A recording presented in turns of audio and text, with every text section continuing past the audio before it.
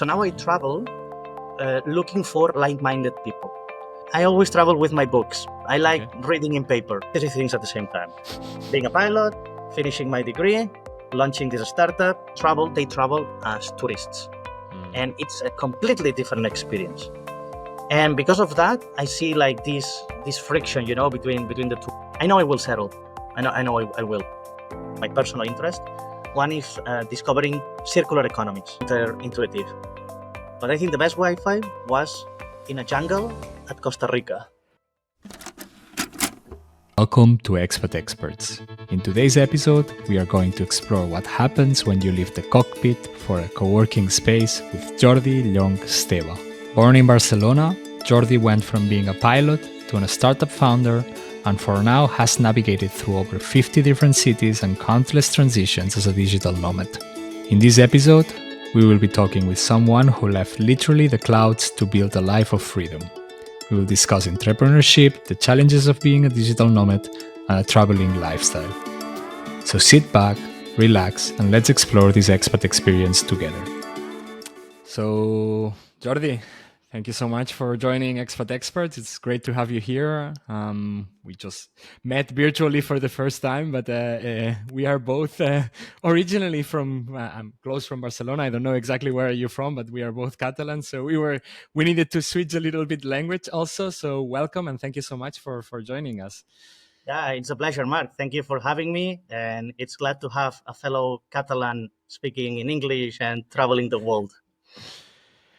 Yeah. Maybe just starting from the beginning a little bit for a snapshot of our listeners. Where are you originally from and what are you calling home now? I know that it's a very tricky question for you, but let's go to the origins first. Right. So, my name is Jordi, and as my name implies, I'm from Catalonia. I was born here in Barcelona, raised nearby, and I started traveling at a very young age. I was 22, and it was like my first solo trip outside of not only my hometown, but my country with my first job. And my first job was an airline pilot. So it was like a tough first job, or first official job, of course, before I was like a waiter and I worked at airports while I was studying. But my first trip just was like the first step to a nomadic life, because when I landed in Austria, which was my home for 7 years, that was just my base. This is where normally I parked my airplane, but I was traveling. I made this map. I think it's like, I made like these Google Maps, putting pins on all the cities I was traveling to. And I think it was like more than 50 cities all around Europe and north of Africa, east of Russia, and that was like my normal adulthood.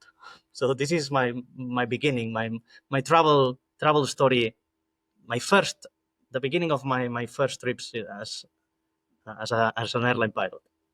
Cool. Which kind of plane were you flying? Like a commercial one or? Yes. So I started flying with the CRJ 200, which probably not many people will know this model, but it's a super small plane. It fits 50 people, and I love this plane because it was originally like the plane for the rock stars. So it was like normally like a private jet. Okay. It was like an 18-seater, but it was such an efficient, powerful machine that soon airlines started thinking, why don't we make it less glamorous and add more seats? So that's when many regional airlines started buying this plane and converting them to a passenger seater. And I love that plane. It flew. I think it had like a range of 4 or 5 hours. So my longest flight was three hours, but normally we're like two-hour flights, which means that I was always in the same or nearly the same time zone. So I didn't suffer from jet lag, which is something that I asked at my airline when they just recruited me when I was 22. And then after this one, I was flying for Austrian Airlines, and it was at the beginning of the financial crisis of these 2000, right? 2008. So because of the crisis hit there as well. So they had to merge a couple of airlines and sell some planes and try to normalize the fleets so then it would be easier and cheaper to maintain. So after this plane, luckily I didn't lose my job. Many people lost their jobs at the time. I could keep it. But they retrained me into another plane that was a Fokker 70 and Fokker 100, which probably nobody knows what does it mean. It was not as appealing or as sexy as the CRJ 200 that I flew before, but it allowed me to fly the same routes. So I was flying the same. I was flying passengers, and of course, airplanes have like normally they have an airplane is like a tube like that, but when you're in an airplane, you don't see this curvature that much. That's because airplanes have like two floors. So the lower floor, which is a little bit smaller, it's for the cargo, for the bags or for the newspapers or cargo. And then people stay here on the top. That's like a normal seater. Of course, then you have the double deckers with two passenger floors. And then yeah. But this is the type of plane that I was flying, which is the most usual plane flown in regional airlines. And yeah, so that was for passengers, cargo, but mostly I was lucky again as well because I was flying passengers, and passengers like to sleep at nights, so that means that I could sleep at nights as well. So my time schedules, even though there were some days that were like hard, most of them were like during daytime. How many years did you work as a pilot? So I was there for 7 years, although it's not like 7 full years because I reduced my schedules as long as I could because flying is exhausting, and I was just flying 15 days a month. So it was like 1 week on, a couple of days off, 1 week on, and then 15 days off. And that allowed me to as well to go back to Barcelona, where I started a new company, and I was doing like many different things, and traveling the world. Cool. I really need to put you in contact with Parimal, which was I think the first interview of the first season of the podcast. He's a colleague of mine, and he has an aviation podcast. So maybe I could put you in contact also. Definitely. Happy to talk to pilots and to airline and to crews. He's super passionate about planes, and he interviews pilots mainly and talk about plane stuff. So I'm pretty sure you would have a great conversation. Happy to expand on that, but not for you, not for your audience, because I know that sometimes it might. No, I leave that to Parimal in another episode. Right, let's do that. At some point, you made a leap. So you were already more or less talking about founding first startups, first companies. What inspired you to transition from flying to going to a co-working space and start funding stuff? Like, what was the moment in your life that triggered that? It was, and we have to go back to the 2008, 2009, those crisis days. Think about like where were you? So in my case, when I was there, it was painful. Like everybody was talking about like this big recession. All sectors of the economy were somehow affected. Some were more and some were less. But I think it was like as an adult, the first crisis I really felt because I was in charge of my own life. So that's when I started thinking about doing other things. So that's why I joined university while I was still a pilot. So when I was flying somewhere, like I was bringing my books. So the crew would go maybe have a trip around the city. And because I've seen the city many times, I would stay at the hotel reading and studying. And I studied multimedia. That is like a university degree that combines art and computer science. Because, pilots, we have to be like very oriented, very goals oriented, KPIs, dashboards, all that. And you tend to forget like your creative side. So I wanted to like combine my two, the two sections of your brain. And because of that, I graduated in multimedia, and my final degree project was a startup. And I launched that the same time I presented the final degree project to the university. I also was lucky enough to get a seat on a startup incubator in Barcelona. So I was doing like three things at the same time: being a pilot, finishing my degree, launching this startup, and it was like a lot of things going on. And for 2 years, I was able to maintain these two lives, like pilot and startup entrepreneur. But then there was this moment that I said, all right, I need to make a decision. If I'm in a plane, I need to be thinking about my passengers, not about my clients. And if I'm leading my startup, I need to be thinking about my clients, not my next flight. Where will it be? So that's when I decided to say, okay, let's cut ties. I've been a pilot for 7 years. It was a great experience, but I need to do more things with my life. I'm more passionate. And that was at the time when, and this might sound uh, contrarian here a little bit. There was a time where entrepreneurship was hot, was cool in Spain, where there were like many programs. Everybody because there was the crisis, and the government couldn't pay all the subsidies or take care of all its citizens. So the only way they had to get rid of us as citizens was like, no, you can do it. You can be an entrepreneur yourself. Why don't you do it? So I got caught in that wave, and and and that's why I decided to start my own company and did that. And after and I was like this as a startup entrepreneur for 7 years when I had to shut down my company because after 7 years we couldn't keep up with the uh, pay for the development with our clients. And at that time I said, all right, I need to rest. So I rested as a I became a consultant because I knew so much about startups that I consulted for others, and I rested. I rested because when I was this startup entrepreneur, I was traveling a lot. Uh, Traveling is always part of my life. I noticed patterns of 777 and then and Yeah, and traveling. and there is I have to dig deeper into that, and maybe you know about it, but there is something with the number seven.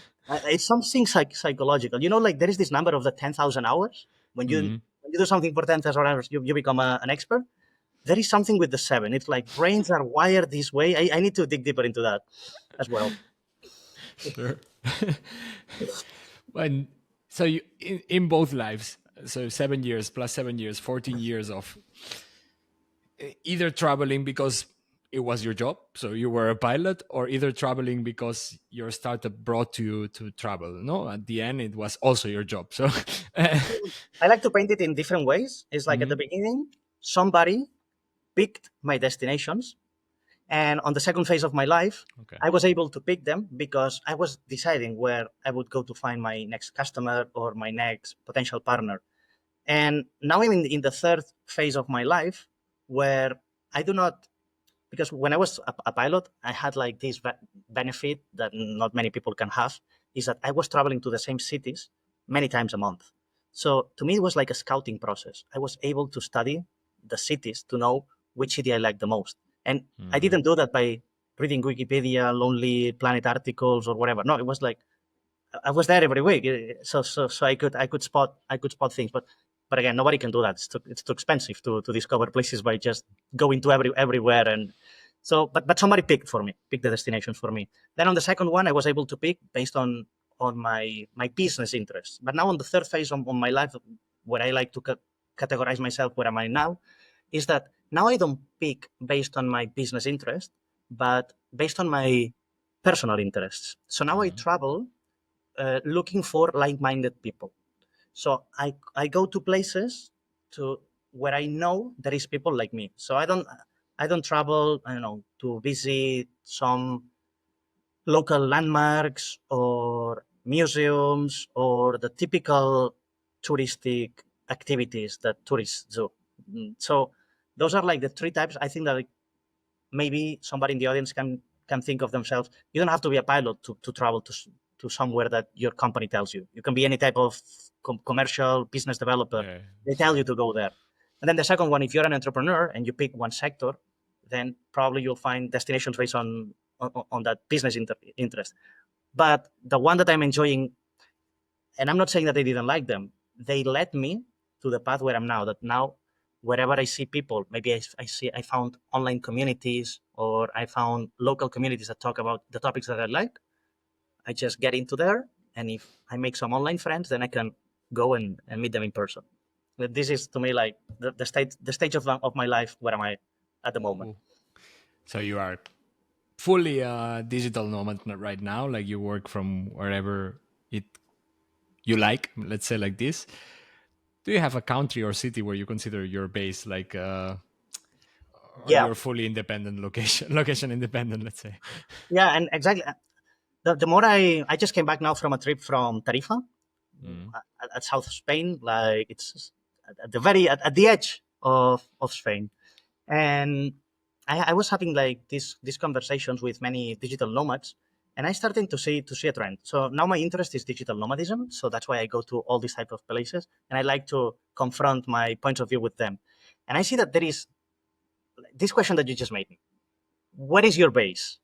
I start to see that people don't like to have one base. They like to have 3 or 4 bases around the globe. So, but they want to keep them.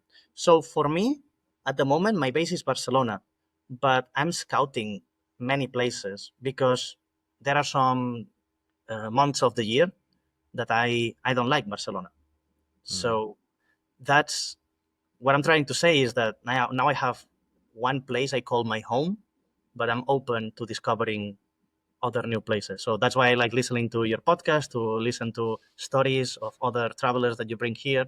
So this is like the beginning, like the seed. You're planting the seed to, okay, this city is interesting, or this place is interesting. Okay, Mm. then I can reach out to them and go and explore. Cool. It's very nice. That's maybe the last question for a little bit of your journey story. Like you've been a digital nomad for quite some time now. Yeah.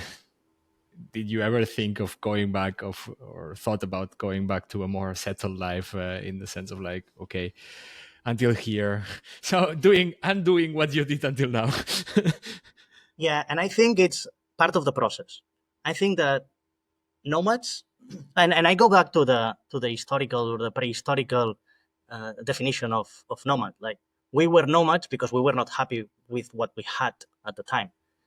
What I'm trying to say is like if the land I'm staying here doesn't offer me food or shelter, then I have to pack my things and move on a couple of kilometers until I found a place that gives me that shelter. But then we learned how to agriculture and how to grow our own or keep our own food. So Mm. that's when we decided to settle down. So I'm using this parallelism to do it right now. This is the same. I'm traveling all over the place because I'm not happy with what the place I'm staying now offers me. But I know that there will be one moment that I will find a final destination and I will settle. And this, I think, this is like the part of the journey. We cannot we cannot be traveling forever. Forever. The nomads I'm talking to, the average age is like 40. So nomads are quite old, and it's exhausting. So you don't have the same energy when you're 20 than when you're 40, and maybe you want to settle. But imagine being a nomad with 60, and there is this group of nomads that are like senior nomads, but it's a different type of travel. It's like more slow Yeah. nomading. So yes, it's part. I know I will settle. I know I will. At some It's point.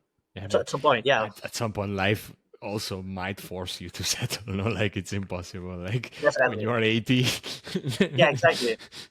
And now for me it's it's easy because I live alone. I don't have any wife or kids. I have to take responsibility. But mm, and I know nomads that they travel with their families, but it's more complicated. mm. It of course suppose another challenge on top of everything. So actually talking about challenges, like you already say it, no, a little bit, like you came from a very structured job like aviation, which is actually even more structured than any other normal office job, I suppose, to remote working with constant changes of place, with constant changes of surroundings and people also. So These all sounds very nice, but it must come also with challenges. Like what are the biggest things that you encountered, or what are the things that you suffer the most with this new Yeah, I life? think the biggest one is fear of the unknown. Mm, Because when you're a kid, you don't fear anything because everything is unknown to you. So you are living in constant change. So change is nice. It's normal. It's part of your life. But once you settle and then you start having like these routines during the day, now going to a new country, this this is so fearful. So I remember when I first got my job in Austria. My first job was in Austria. I'm Spanish. We barely speak English.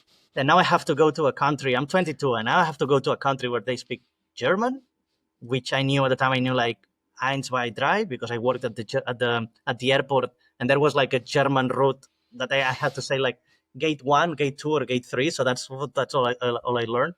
So that was so. I remember it. It was scary, but once you get out of your comfort zone, getting out of your comfort zone is your comfort zone. mm. Does it make sense? Yeah, I'm absolutely. making myself clear.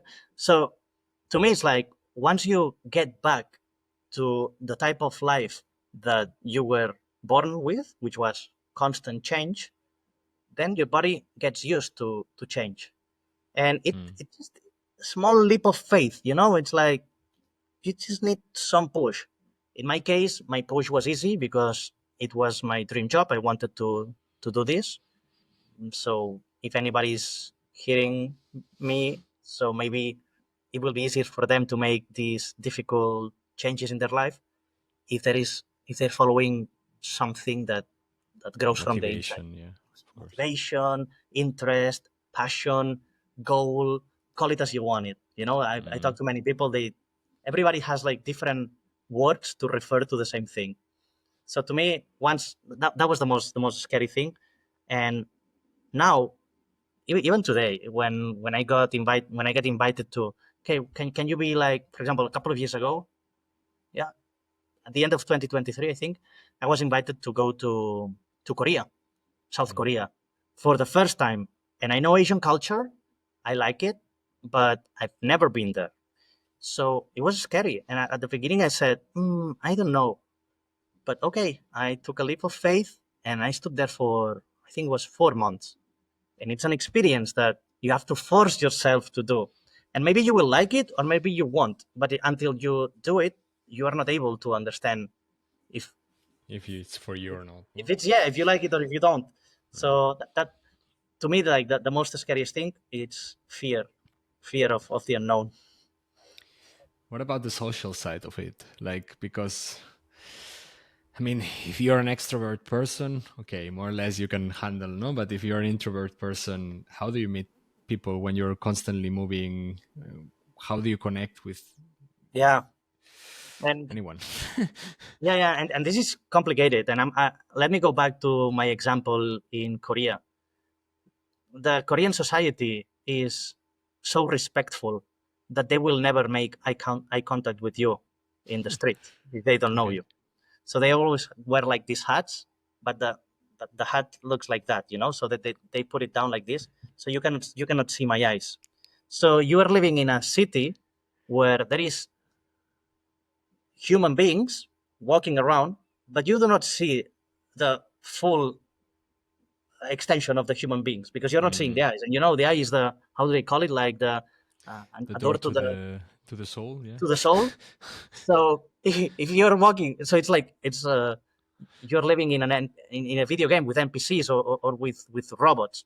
So for me, going to places is what I said before. Now I go to places based on the type of people I want to meet. Mm. So first, before going to any place, if you're an introvert, I consider myself an extroverted introvert, meaning that I do my effort to connect to people, but it's hard for me. Again, fear of the unknown. This is something new. So the easiest way for me is to tap into existing communities before going there. And this could be as simple as being on a Facebook group or a Telegram group or mm, meetups, join meetups. So simple like that.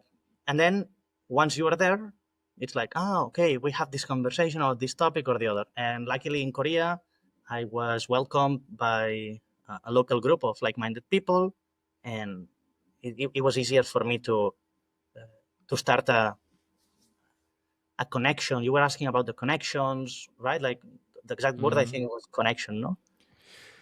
Yeah. I mean, at the end, do you end having a circle of majority of them digital nomads around you? Yeah, Or and this is one of the things I don't like about nomading. It's that maybe you go to a place, you create a good relationship with somebody, one person, two people, more, doesn't matter, a group, but you know it's temporary. And the positive thing is that we live the fullest. So we live more like tomorrow I'm not gonna see you again. So if I have the chance, I'll ask you, why don't we go have dinner tonight? Rather than if you're staying in the same city, it's like, yeah, we'll see each other on the weekend. No, let's meet tonight because maybe tomorrow I have I'm leaving. an opportunity, yeah, to leave. So this is one of the. It looks like a more accelerated type of life, and that's what I said before. That when you're younger, you have more energy to do this, but the Yeah. the moment you're getting older, you're slowing down. So the good thing is that just it's easier, or you get to know people faster.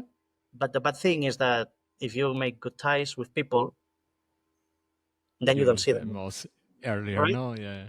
Right. I get So it. that's the negative part. And to answer your continuation of this question, sometimes these people travel to the same places, so maybe you keep seeing them, and that's what happened to me. Like for the last couple of months, I think I've been traveling to places that I'm seeing the same people over and over. So that's Are good. you choosing these places because you know that the other people is also going there? Yes, we actually go to like this type of retreats or packages with activities Okay. specifically for nomads. So like this is one of my communities, right? Like the nomad community. So there are like a couple of big brands organizing this type of events because they know that these people want to keep seeing See each each other, other, no? Yeah. even though in different parts of the world, and discover new cultures in the process and new places.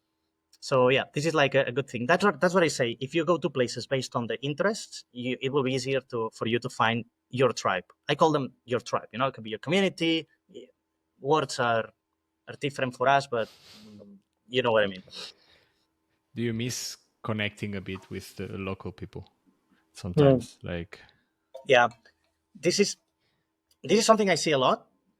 For example, now I'm Spanish. I was in Tarifa, a Spanish town, and it was full of Germans. And I made a very very good group of Germans, and I was all the time with the Germans, and I was like their interpreter everywhere where we went. So I could speak to them and to the locals, and I could see like the cultural barriers. And there is one thing I don't like about nomading is that we live in our own bubble and we do not connect, we do not mingle with the locals. And that's why if you ask any local merchant, even though the nomads come with a lot of money to spend, they don't like nomads. So okay. it doesn't to me it's like an oxymoron. It's like you're here because of them, but you don't like them.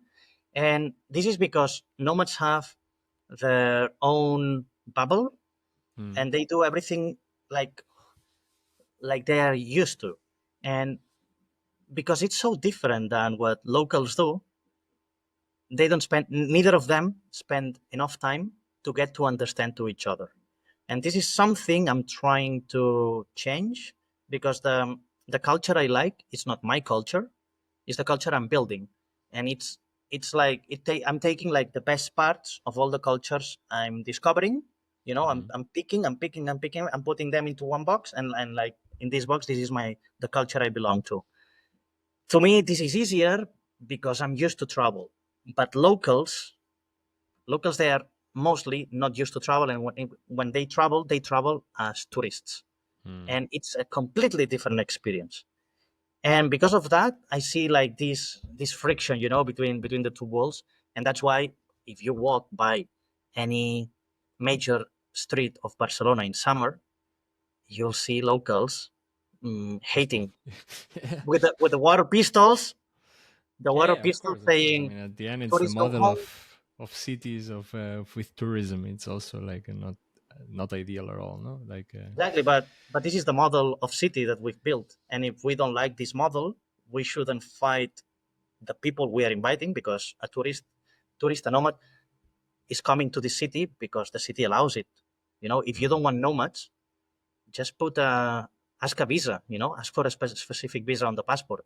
But if the passport allows you to go in, we locals shouldn't be fighting with the nomads.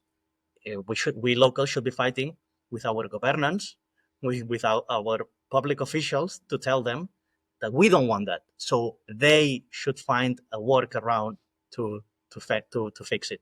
The problem here is, like in most governments, in most regions, politicians make you play live in with. another bubble. Yeah. Look, I like that. I like that. They created their own bubble. Hey, don't touch me. Yeah, exactly. It's literally the same at the end. No, it's just like, okay, ignoring also the reality of their citizens because Yeah, it's Mark, what it that's is. Like, that's yeah. it. Mm. So I, that's what I don't like. That's what I don't like of this type of relationship, because it's like a love-hate relationship between locals and nomads. But that's why I'm going to these communities. One of the most interesting topics I have now, and what I said that now I'm traveling because of my personal interest. One is discovering circular economies. So I go to places where okay. you foster local economies. So if you're a Hmm. foreigner and you go there, you have to go to the local market and buy the local produce. And by doing that, it's not about the money. Okay, it's not about you spending the money here. The money is like the reward. It's the end of the exercise. But by Mm. doing that, you have to talk to the local people. And by doing that, either the local people have to learn a couple of words in your language to allow commerce to happen, or you have to learn the local words. So by doing this, like finding these local and circular economies, I'm finding like this type of tribe that I'm very interested into meeting now. Yeah, extending a little bit the network also to have people who's maybe more based on a single place. It's also interesting at the end, no? Um, Actually, I wanted to ask you about the conflict between expats and nomads and local communities and the whole legislation, but we already touched that a little bit. And watching at the time, I have like 3 or 4 questions more. Mhm. Uh, what's the main difference, in your opinion, between a digital nomad and an expat? Because Yeah, these terms yeah, are there, no? So, of course. And maybe now if you look at the dictionary, will be different. But we made the words. So for me, a digital nomad is digital is just an adjective that you add to the word to nomad. the nomad, yeah. So let's remove the digital, because digital means that it's online and internet. It's easy to Hmm. understand. But the nomad is the person I said before. This person that is not happy with what he has, where he is at the moment, and he's jumping from one destination to the other to find places that offer what he's not happy with. So this is a Hmm. nomad, a person that jumps from one place to another. Will it jump every week, every month, every 6 months, every 5 years? It's relative. Time is relative. Maybe it takes you 1 year to understand that you're not happy in a place, and maybe it takes me double because I'm slower or because I have other things in my head. Time is relative, so it Hmm. doesn't matter. And the expat, which is like an abbreviation of expatriate, so Hmm. somebody that is from another place, to me, he's not jumping. He's somebody that comes from another place, and he decided, and that's what I said before, to find his final destination. So an expat could be a retired nomad. Hmm. Okay. It's a person that already discovered his place, but it's not his hometown. That's why he's from the exterior. That's like an expatriate. Yeah. So maybe you're an expat after your first trip. Imagine you are from Barcelona and then you go to Greece. Okay, one trip, only one trip in your life, and you decide to settle in Greece. You are an expat directly because you have only done this trip. but you were a digital nomad as well for one trip. So you started there, and once you decided that that was your final destination, it's like, okay, I'm an expert. But now, if you after Greece, you go to Bologna, or now Mm. now you're going back to being a nomad, and maybe one day you say, all right, Bologna is my final destination. I'm an expat again, and It's weird. that's It's weird because at the end I'm in between these things. No, I never moved to another country thinking, oh, this is just temporary, or yes, but in the sense of like neither searching for a perfect place to live. It was just life. No, I moved to Germany because yeah, of work. I met yeah. someone in Germany who was an archaeologist, and then logically we went to Greece, Uh, and then it's just like it's circumstances of life that bring me into that. I never considered myself a nomad in the sense of like I willingly push for this change, no? and I But it's agree interesting. It's completely. interesting. I agree with your definition because I applied to myself. When I first decided to leave Spain for Austria, I wasn't thinking, oh, I'm a nomad, the nomad life. No, life pushed me there. I found a Mm, job, my dream job there, so I went there. But in retrospect, now I can see that that's why now I can tell that I'm a nomad, or I have been a nomad for many, many years, because I'm looking in retrospect.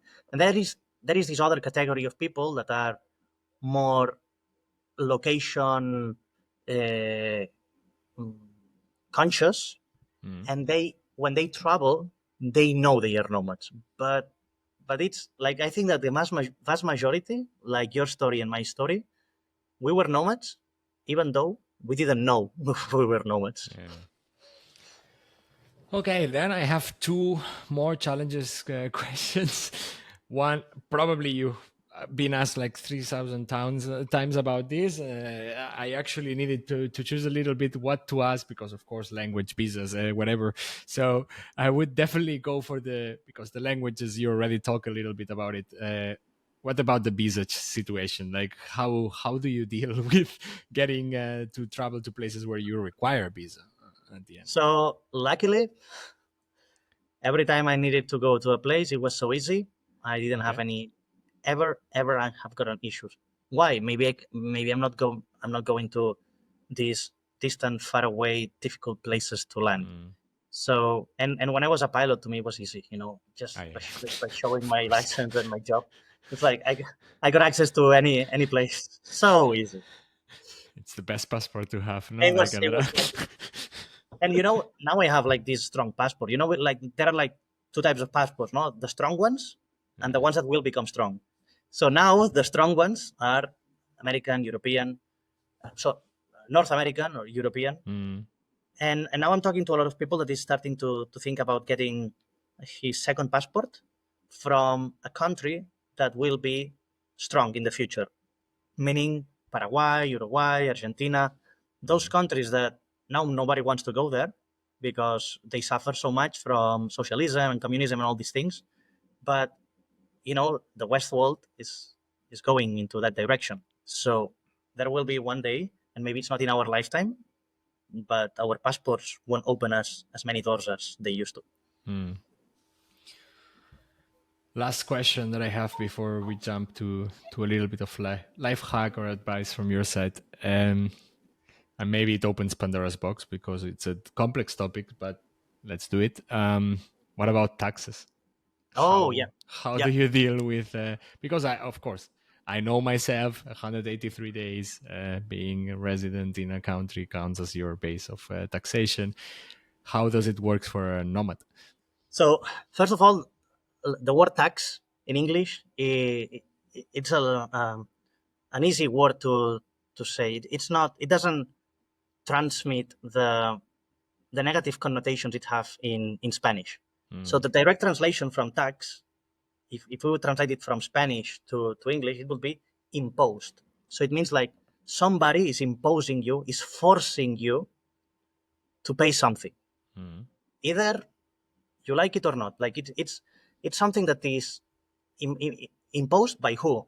By the force.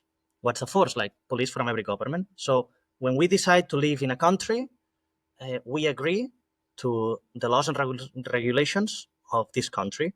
And um, how do you abide these laws? Well, following the rules of conduct and paying this. taxes. Uh, Okay. I don't like to use the word pay because we're not paying.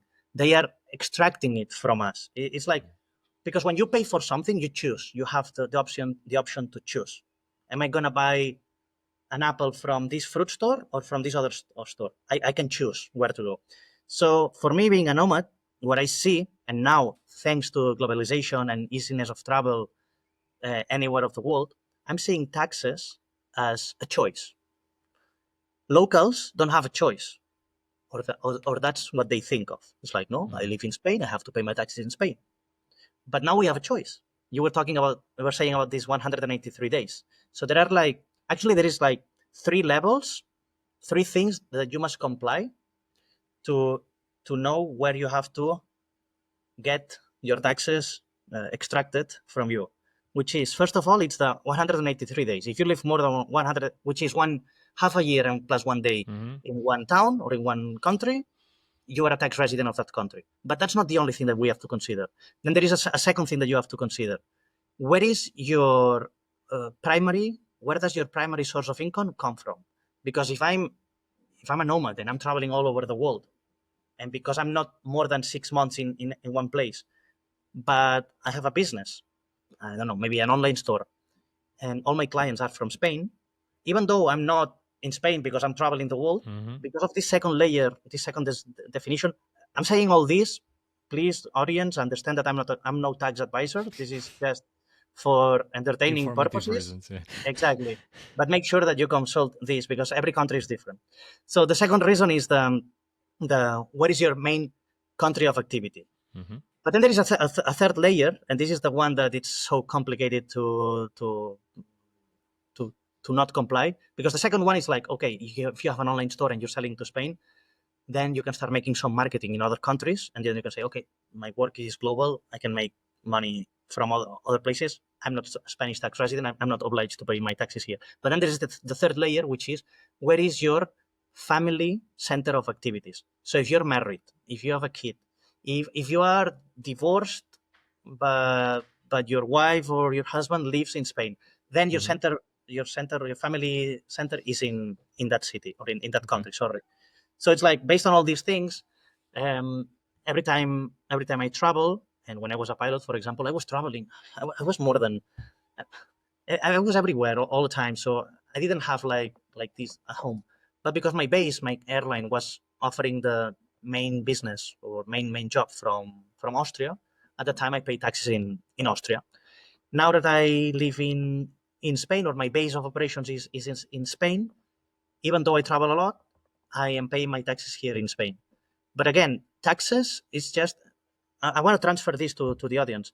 You are not forced to pay taxes where you are. You can choose to where do you want to pay taxes based on these three layers that I explained. So if you want to live more than 6 months in Italy, then taxes in Italy is like a choice. Exactly. So that's why there is like this group of people, they're called the flag theorists, that they pick where to go based on which country treats them better. What does treat better? One people could say, I feel safer on the street. Others could say, I pay less taxes. Or because less, more, those numbers are relative. It's like the number of services this government offers me is, to me, it is proportional to what I'm paying proportional on tax. to what I'm paying. And this is so simple because it's so easy to know, because the rules are very clear on how much you have to pay. So if you have a database of information of all the countries of the world, which there is, and you can see, what do you need in a country? Do you need quality of life? Do you need safety? Do you need business friendliness? Do you need good schools, family friendly? Based on that, and then you compare it to the taxes, then for you it's like, all right, so let me organize my country. So this is imagine that the best country for you is Dubai. Yeah, but it's too hot there. Okay, then you can adjust. Okay, let's go to adjust to whatever it offers that country to you and whatever. So it's not only about the taxes itself, it's about what you get out of these taxes at the end, no? Exactly. So that's what I want to convey. It's like taxes, we were thought that, no, I lived here, I went to the school here, I used the roads here. No, but we are adults. We live in a free world, most of us. So your passport is a door opener to to pay taxes wherever you want. Okay. Looking at the time a bit, I would say we go to the expat nomad life hack advice. Do you have any that gold tip that you would say to anyone listening who is thinking into taking a leap on digital Sure. nomadism or nomadism in general?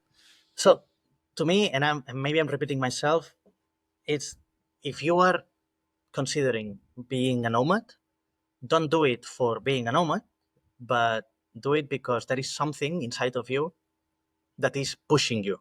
So if you have an interest in a specific topic that it's very popular in this country, whichever country, then go and have this experience.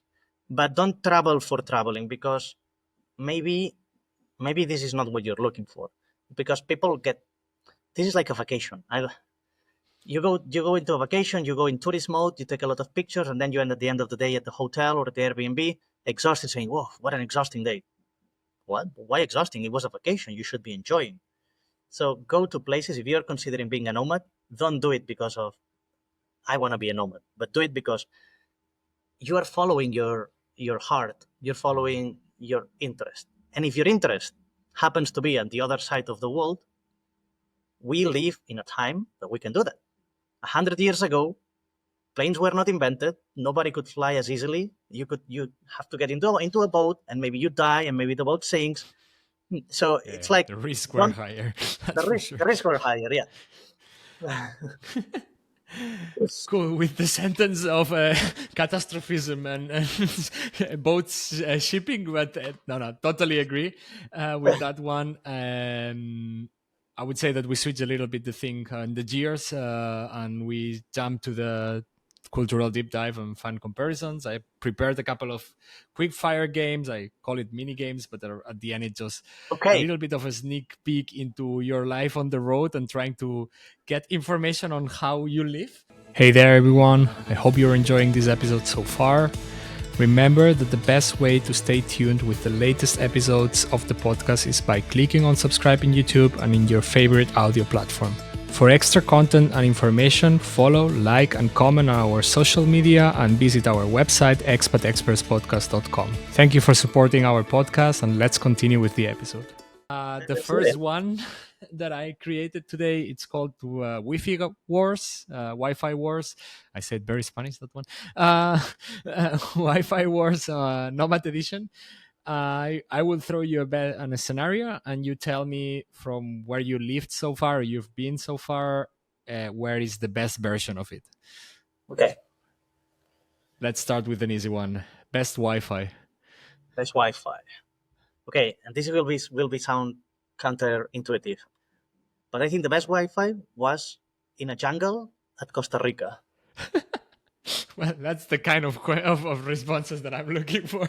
Yeah, everybody had like Starlink connections. It was high speed broadband, low ping, low latency. Sorry, amazing.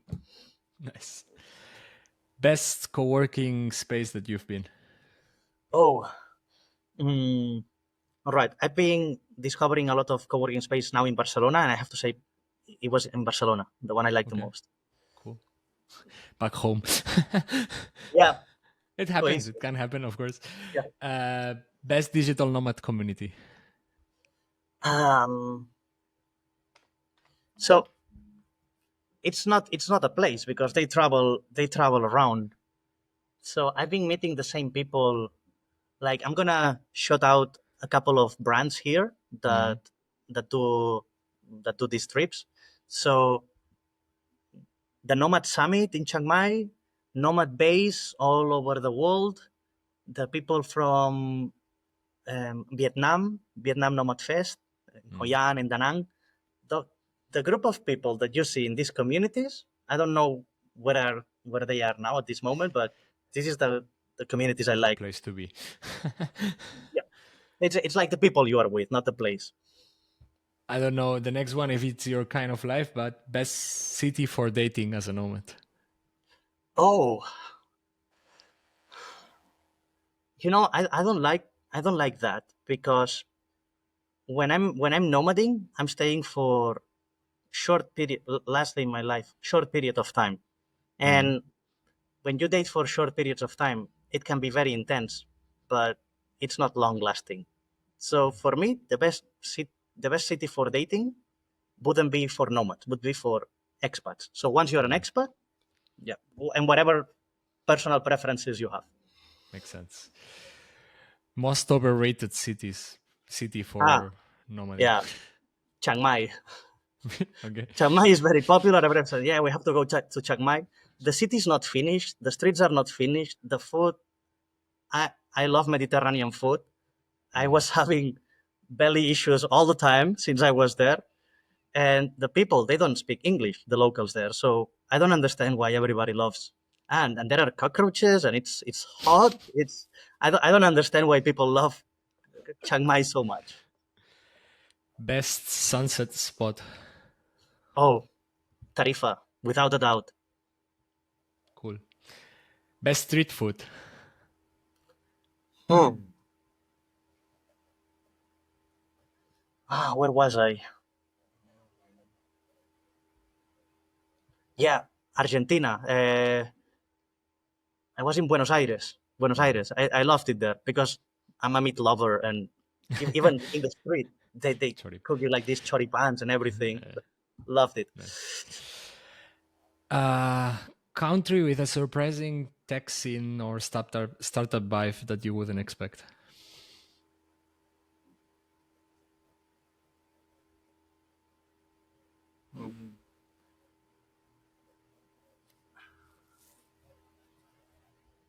And I've been in many startup hubs. I've been in the US, I've been in San Francisco, in Silicon Valley, I've been in Europe. Startup hubs, overrated. I prefer, yeah, I'm repeating Costa Rica Okay. because it's surprising. It's like you think that no, they are in the middle of the jungle. No, they are more It advanced. works. They are more advanced technologically than us. Maybe because they have to overcome more issues than we have because we take things for granted. Granted, yeah.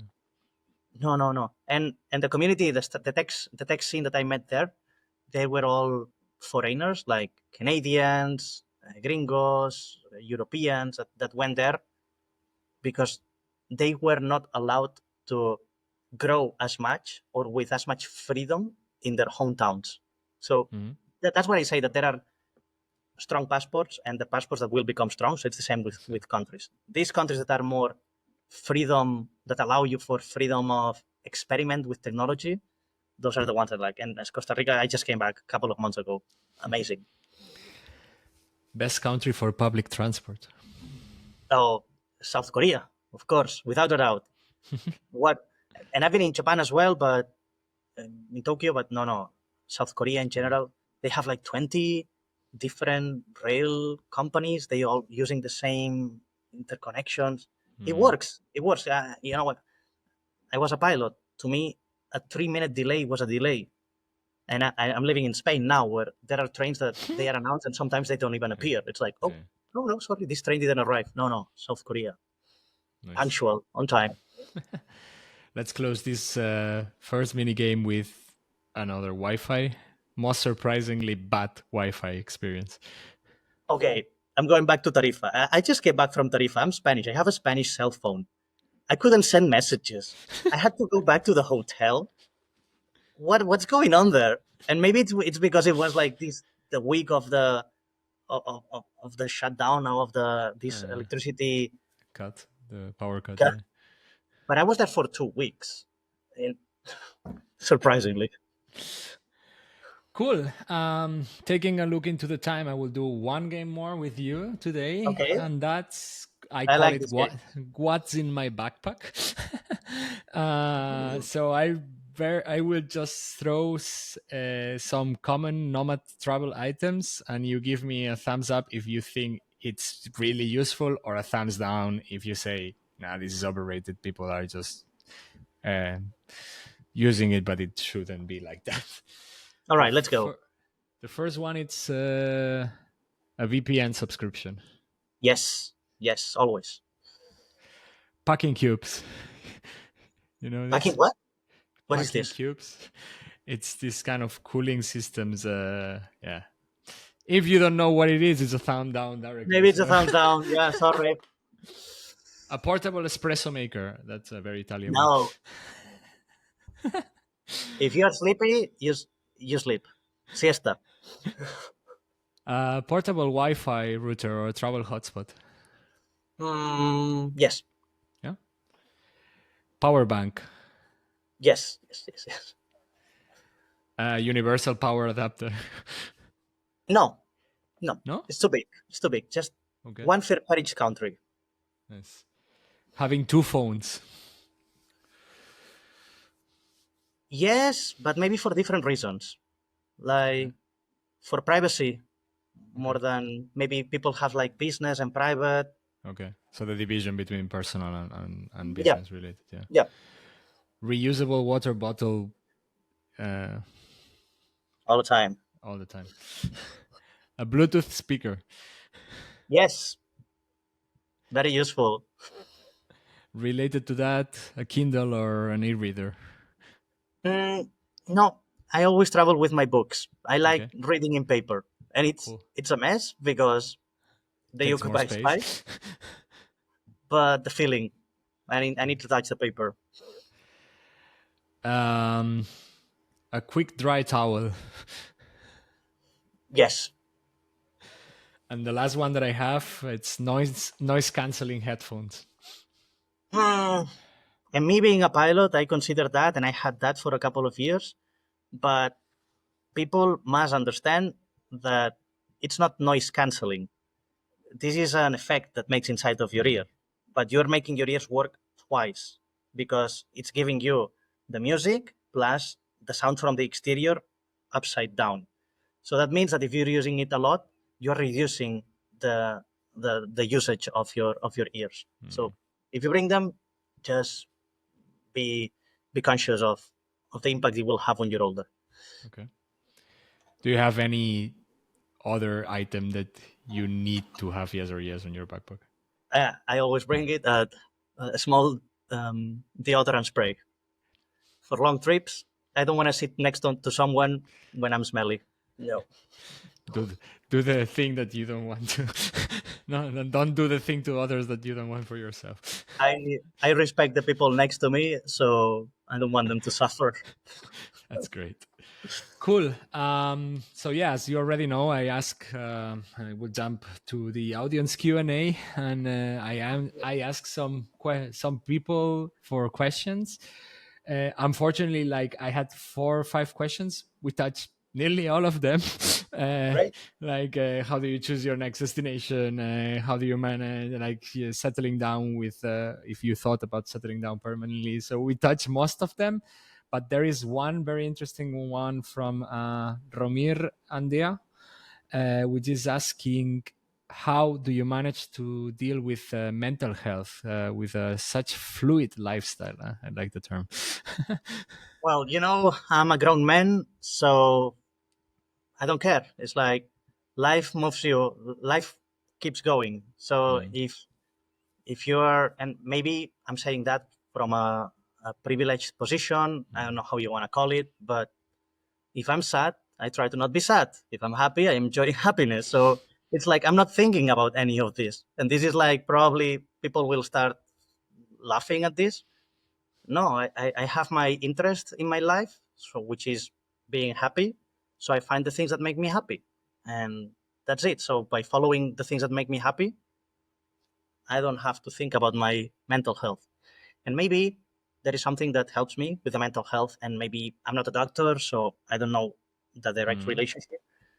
But I'm a very sportsy person. Well, you see, right now I'm wearing my sportsy clothes Joma. because after this call, I'm going. No, Jay from Jordi, of course. After this call, I'm going to the gym. I practice artistic gymnastics all days of the week, in the gym or on the beach or on the calisthenics parks. So maybe people that know say that sports give you or helps you balance your mental health. So maybe this is something that is helping. I don't know. Cool.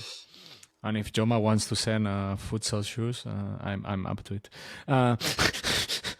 I mean, they are from Valencia, so they could. Yeah, welcome new sponsors for Hopefully. Expat and Experts. So yeah, Jordi, it arrived the moment a little bit of like telling about what you're building, what is the job that you are doing right now. How can people check what you're doing, where they can find you, and how to support you also, of course.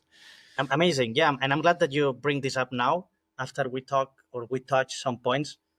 Like you asked me that about that before, and one of your interview or your audience questions was also related, like how do I choose my next destination? So what I'm doing now, I said no, I pick my next destination based on my communities. So I like to find people, and I talk you about Facebook group, Telegram groups.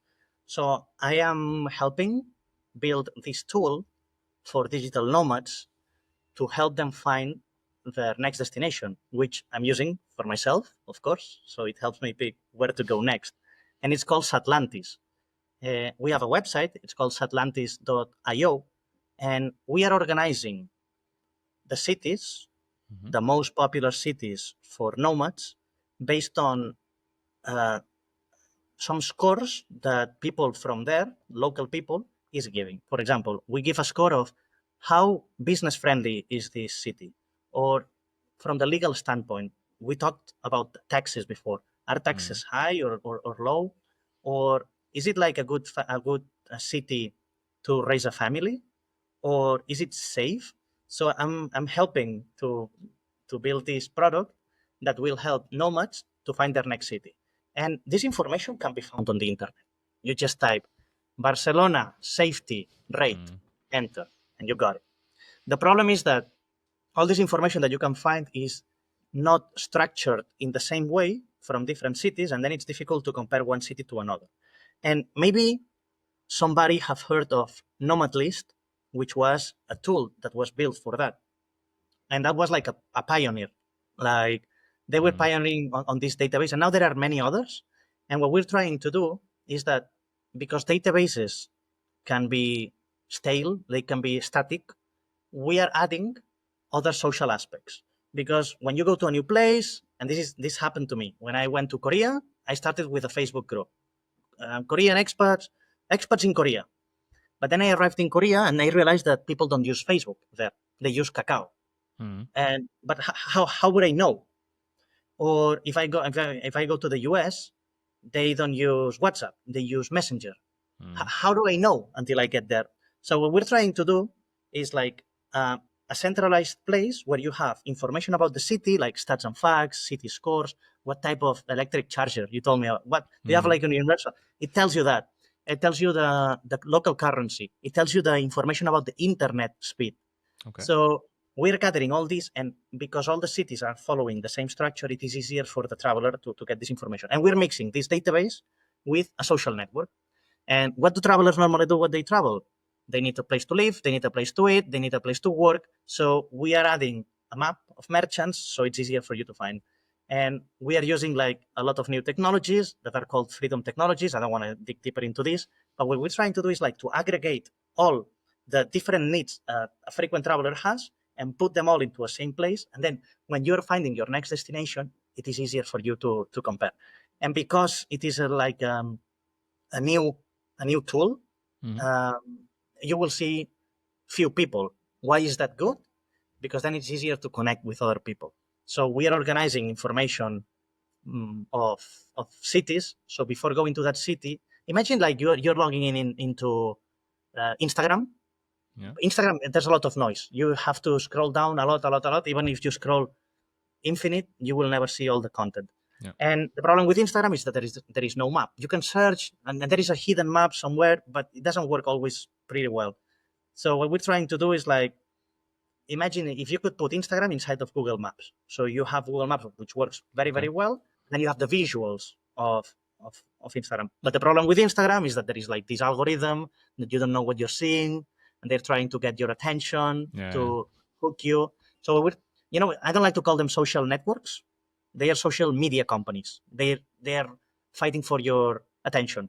So what we're trying to do is go back to the origins of the social network. So when you go to a place, we want to help you find what is your best next destination based on not only the city stats and facts, but also on the like-minded people. And that's the way I find new communities when I go. I log into Satlantis. And we also have a Android and iOS app that you can download. And then you have like the desktop tool that you would use to select your next destination. And then once you are in the destination, you can use it using your GPS, what is the restaurant next to me, or people I like to find, etc. Mm-hmm.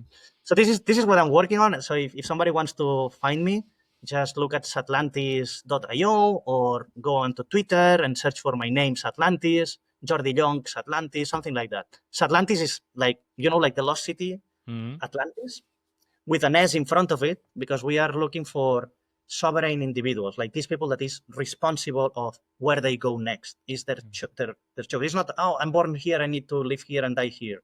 No, I'm sovereign. I can choose. So it's like the lost city that everybody's looking for. That's the origin of the name. Cool. For the audience interested, of course, all the information is always in the description of the episode. Also the links, social media hashtags, etc. So you can contact Jordi or someone at Atlantis if you're interested on it. To wrap up things and maybe with a last funny or unexpected story from one of your travels, I give you the last stage time, let's say like this. If you can explain any crazy, funny story that you had during your time. I have this good story that is connected to my work at Satlantis. Through Satlantis, I met this group of sovereign individuals that are living in a mansion up in the hills in a lost city in Costa Rica called Uvita. And by private connections that I made through my interests, I got invited to this secret party at what's called the Primal House. And as you can imagine, Primal House, it was like primates, it's like going back to the origin of mankind. And you could see it like these amazing men. They look all like Tarzan and with their chains. So it was amazing. And they invited me to this dinner party with a swimming pool, etc. And there is and Paul in the jungle. He told me this night, Jordi, we're going to a waterfall. Do you want to come? I'm like, yeah, sure, why not? But it was pitch black night. You couldn't see anything. So two of them, they were just with their phones, with the flashlights, showing us the route. And we arrived to the waterfall. It was a waterfall because they told me so. It was so dark. I just could hear the river, and they told me, sit here. I sat, and then they told me, okay, put your hands here. And now when we count to 3, you just move backwards and stay there. 1, 2, 3. They close the lights, the flashlights. I go backwards, and the water flow pushes me. And I remember I think I counted to 3 or to 4. I was in the air like 1, 2, 3, 4, boom, and then I fell down. And I felt like, wow. Then next day I went there. It was like almost 20 meters waterfall. These people is crazy, and they just nothing happened.